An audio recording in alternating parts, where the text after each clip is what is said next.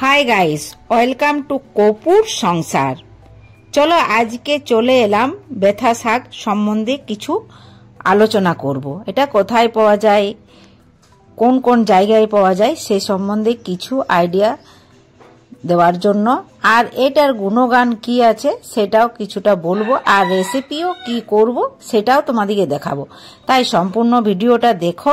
এটা বেথুয়া শাক, এর ইংলিশ নাম হচ্ছে ক্যানোপোডিয়াম অ্যালবাম। এটা হচ্ছে মূলত একটি আগাছা, সেই সাথে এটি একটা শীতকালীন জনপ্রিয় শাক।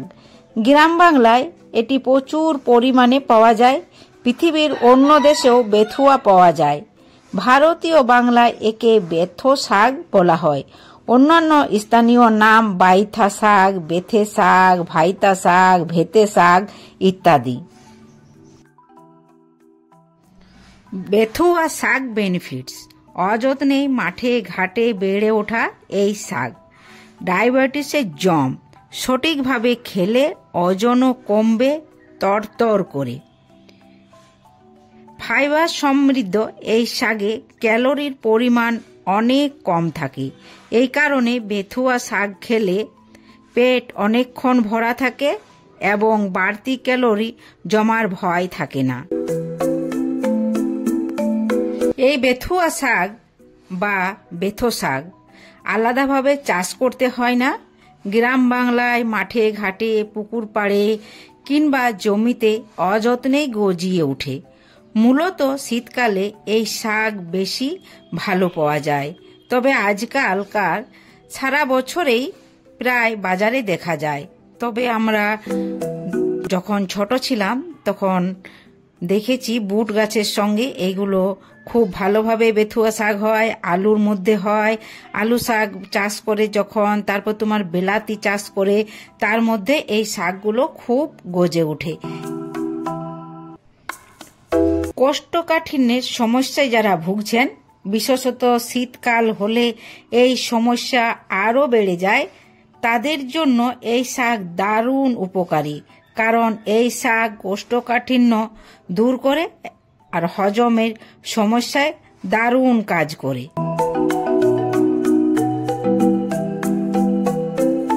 বেথুয়া শাক শরীরকে ডিঅক্সিফাই করতে সাহায্য করে।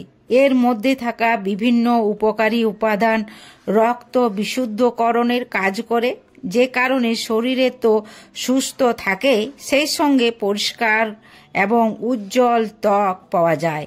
তাই নিয়মিত বেথু শাক খেলে ত্বকের উজ্জ্বলতা নিয়ে আপনাকে আর ভাবতে হবে না। প্রোটিন, ভিটামিন এবং খনিজে ভরপুর এই বেথুয়া শাক খাদ্য তালিকায় এটি পুষ্টিকর সংযোজন।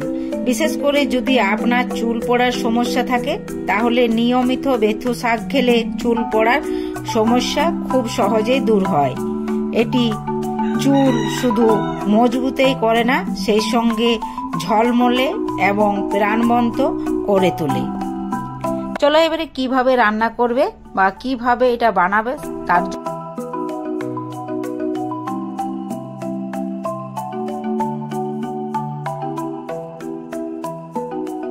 ধোয়া শাকটা নিয়ে একটা মিক্সার বোলে পেস্ট করে নিলাম, আর দিয়ে দিলাম আমরা যে রুটি বানাই সেই রুটির আটা নিলাম, আর এর মধ্যে দিয়ে দিয়ে আমি সেনে নেব। যদি তোমাদের ভিডিওটা অল্প কোথাও ভালো লেগে থাকে বন্ধুরা, তবে অবশ্যই একটু লাইক, শেয়ার ও সাবস্ক্রাইব করো, আর বন্ধুদের কাছে অবশ্যই শেয়ার করবে। এই শীতকালের মরশুমে বেথুয়া শাক প্রচুর পরিমাণে পাওয়া যায়। তাতে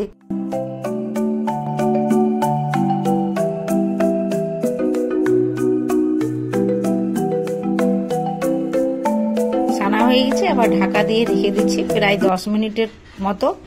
এবারে 10 মিনিট পরে ফিরে চলে এলাম, আর এইভাবে আমি লম্বা করে নিচ্ছি আর লেচির আকারে কেটে নেব। পুরাতন বন্ধুরা তোমরা অবশ্যই নোটিফিকেশনটা অন রাখবে, আর যারা আমার নতুন বন্ধু হতে চাও তারা অবশ্যই একটা সাবস্ক্রাইব করে দিও। তাহলে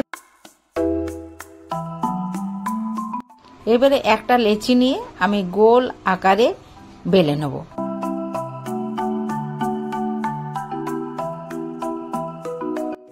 ওইদিকে আমি তাওয়া গরম হতে দিয়ে দিচ্ছি, আর এদিকে রুটিটা বেলে নিচ্ছি।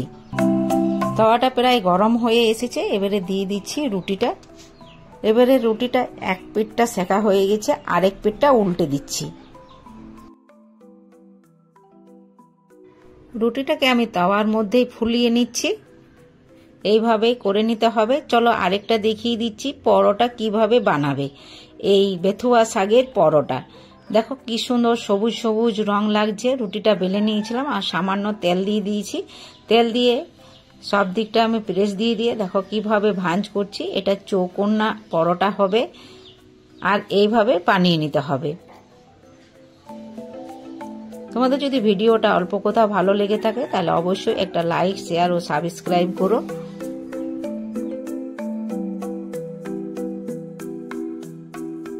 চারকোনা পরোটাটা আমার বেলা হয়ে গেছে, আর এটা তাওয়া চাপিয়েছিলাম, তাওয়ার মধ্যে দিয়ে দিচ্ছি। এক পিঠটা সেকে নিলাম আর আরেক পিঠে আমি অল্প তেল দিয়ে দিলাম। তোমরা চাইলে অল্প সামান্য ঘি দিয়ে দিতে পারো, আমি সাদা তেল দিয়েই করলাম। খুব সামান্য তেল দিয়েছি, তোমরা একটু বেশি করে দিয়ে দিতে পারো, তাহলে আরও মচমচে ভালো খুব সুন্দর খেতে লাগবে। তোমাদের কেমন লাগলো বন্ধুরা?